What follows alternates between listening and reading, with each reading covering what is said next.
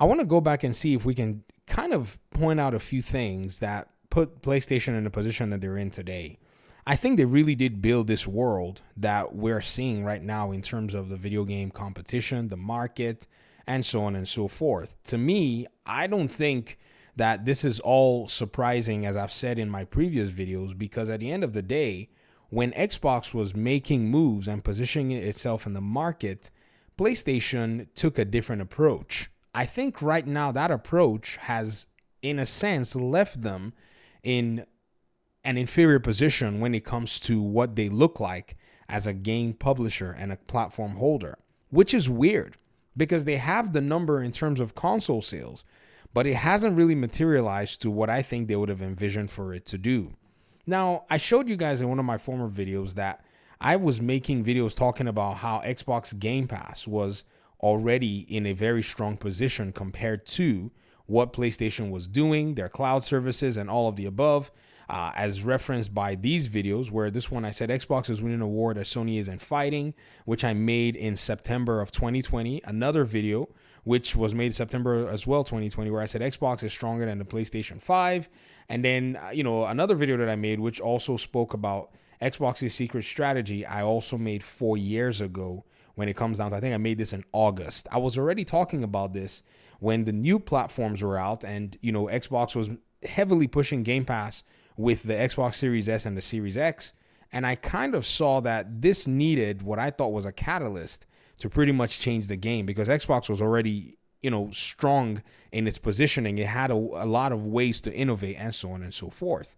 When we look at this actually having been going on in the background, you have to wonder, what was PlayStation actually doing? Like when Xbox was creating its cloud infrastructure and PS Now pretty much was not necessarily the most interesting thing to do because a lot of those games were PS3 games and all PlayStation needed was to pretty much get a backward compatibility, functionality going, of which Xbox was already doing in a sense. What was PlayStation, engaging in? How were they growing their business, in that time? Because Xbox, had already lost the Xbox One generation. I think we have basically a timeline or a list of things that, PlayStation was doing at the time that indicates exactly what was going on and how this whole world of them pretty much being behind Xbox was created by them, or is at least in the best part their responsibility. So first things first, sorry for blinding you with this particular webpage. I've been looking at very carefully at this particular conversation. So first of all, Starfield was a very interesting one because Game Pass was already a thing. Xbox had already built this whole infrastructure, and now it was left for Xbox Studios to start making games and publishing on Game Pass. Immediately, they bring it out to day one and then PC. So you could tell Xbox's business, position and its strategy. Bring their games to PC, establish Game Pass, and then publish everything on Game Pass day one to appeal to gamers to either take on the subscription or at least be able to have access to the games and then come out there. However, PlayStation was heavily money hatting. They were going crazy. In fact, I think something that came out of the Activision trial really indicates that this is something that they were doing it was insane. So there's this article here that was cited from Politico that's written on VGC that said that U.S. members of Congress accused Sony of anti-competitive, conduct in Japan. They also called out the Japanese government for not investigating these things and favoring PlayStation. So PlayStation was blocking games that were, in the Japanese market from going to Xbox, and then at the same time came into the Western market and was doing the same thing. Ghostwire Tokyo was money hatted as a timed exclusive, and also Deathloop. Starfield could have also been a PlayStation 5 exclusive, and this was revealed at the FCC trial. Around the time the FCC trial was going out. So pretty much, they said this. A Polygon article written by Nicole Carpenter says Starfield could have been a PS5 exclusive, says Xbox exec. One reason Microsoft purchased ZeniMax was to secure Starfield. So at the time, while Xbox was building an ecosystem, trying to find a way to deliver games, PlayStation was money hatting and trying to kill their business by blocking significant games from going to their platform. However, it seemed like it got too long-toothed with Bethesda. They were trying to go 3 in a row. In fact, before they would have probably tried to block Doom. And Xbox was like, screw that. We're going in. So Microsoft pretty much put up the money. Microsoft's acquisition of ZeniMax Media was driven, at least in part, by the company's desire to scoop up Starfield for Xbox, putting out of Sony's reach. Xbox lead Phil Spencer said as much during the FTC Trade Commission's hearing to temporarily block Microsoft from acquiring Activision Blizzard. Spencer claimed that competitors, that is Sony Interactive Entertainment, paid to keep games off the Xbox platform. Final Fantasy 16, which was released this week, is one of them, he said. Sony also had a deal with Bethesda Softworks, Ghostwire Tokyo, and Deathloop to keep the games off. Xbox, Spencer said, and was in talks to do the same for Bethesda's Starfield. It was reported in 2020 that Sony had been negotiating timed exclusivity for Starfield. I think this was the catalyst. Some people are talking about the Activision Blizzard deal as whatever, but I don't think so. I think the Bethesda deal was expedient because they had to make a move fast. If the timed exclusivity deal was signed, it would have been one of those things where if they had still acquired PlayStation, they would have had to go crazy and change a lot of those, agreements. And they could have, but I think it was expedient that they moved as fast as they possibly could before the time exclusivity went into effect, because you could see already when Ghostwire Tokyo and even Deathloop were still under Bethesda at the time of the acquisition, Microsoft allowed for those agreements to still stay in place.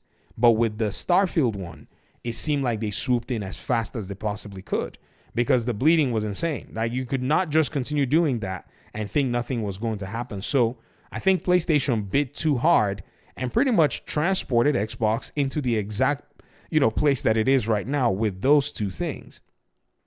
Let's keep reading though. ZeniMax is a great example. Spencer said, when we acquired ZeniMax, one of the impetus for that was Sony had done a deal for Deathloop and Ghostwire and pay effectively Bethesda to not ship those games on Xbox. Crazy. Spencer added that it was necessary to secure ownership of ZeniMax and Starfield to keep its rate of new games on Xbox. We can't be in a position as third place console where we fall further behind on our content ownership, he said. Microsoft acquired ZeniMax in September of 2020. I think that's why I was making those videos. Interesting. Well, no, I made the one in August about the cloud. Okay, so I was already talking about that before the acquisition. Maybe they had announced it earlier. I don't even remember. The $7.5 million deal was finalized by March 2021. Both Deathloop and Ghostwire Tokyo were released after the Microsoft acquisition as PlayStation exclusives, but Deathloop eventually came to Xbox Series X in 2022. Starfield is slated to release September 6th as an Xbox and Windows PC exclusive on Thursday. Bethesda's publishing lead behind says Starfield is irresponsibly large, and putting that game on other platforms would have surely delayed the game. Okay, so this was basically one tenet. The other aspect too is the Activision claim. Activision demanded a bigger revenue share from Xbox. So Xbox was basically paying more and getting pretty much an inferior version of the game. PlayStation was getting all of these, I would say, benefits, because their version had things like free XP, a few really interesting things that the version of Call of Duty had on their platform compared to Xbox. I think this was also another reason they went ahead and, looked and said, man, why are we doing this? And then the opportunity arose as well. But for the most part, because of how big the Activision acquisition is, it usually comes on the forefront, but people don't really realize that the Bethesda one was really the big catalyst at the end of the day. Now, it brings us back to the question, when Xbox was establishing all of these platforms, doing cloud, mobile, and all of the above, Sony took this approach of money-hatting games, blocking them from going to Xbox as their competitive stance. And that right now is actually falling apart. It's falling apart in a way that it's not just doing so, but it's doing so publicly, both in a way that you just don't see Sony in that light and PlayStation in that light anymore. People always presumed that is because they were the, superior platform. That's why companies were just abandoning Xbox. So it was a twofold damage where not only would the game not be available, but people had the, perception of thinking that, it's because developers don't care about Xbox. They skip Xbox. And I saw this narrative from these PlayStation, aficionados of mine. They said it. They were like, these companies, they just feel like the juice isn't worth the squeeze. It's always been a lie. Can you believe that these people, they stood on a lie for many years? thinking that these developers did not want to bring their games to Xbox, when in reality, PlayStation was paying them to not bring their games. And shame on the developers as well. Shame on former Bethesda for going to take that money. How nasty of them. Man, business is cutthroat. Of everything I've heard, for the most part, that Bethesda, Skyrim or whatever it is, used Microsoft's help to bring their game to the to the console platform from back in the day. I guess, no good deed goes unpunished if you were to actually think about it. There's no loyalty in these streets anyways, when it comes down to it. So I think PlayStation's, business strategy is basically evaporated. So now they actually look like the Xbox that PlayStation fans had portrayed Xbox to look like. When Xbox looks very healthy and very dominant, because now they're not only sitting on all those games, they're now sitting on PlayStation's biggest game, which is Call of Duty. And that now is in the ecosystem. And now look at PlayStation. What do they have to offer? A lot of people can't really tell you what in the world they're paying for PlayStation 4, other than the fact now that they have a library of PlayStation. But then they look at the value across the pond and say, man, Xbox is giving its own community a lot more. This is why I've said, for those who are in the Xbox ecosystem, that continue to worry about, PlayStation and all that. And I'm like, no, why are you worried about what? It's just a waste of time. You can already see that PlayStation's, core tenets in that regard have been super weird and has not paid off for them because they never had any long-term strategy attached to it.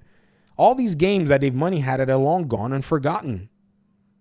I mean, who remembers Final Fantasy 16 anymore in the conversation? Everyone's playing Call of Duty. Everyone's waiting for Indiana Jones to see what it does, even if they're not going to play it. Well, they probably have access to it with Game Pass. They'll probably buy a Fire Stick for it so they can play it. It turned the tables around. Let me hear your thoughts in the comment section. Thanks so much for watching. Appreciate you guys' time and audience. Hopefully we'll talk pretty soon in another one. Peace out.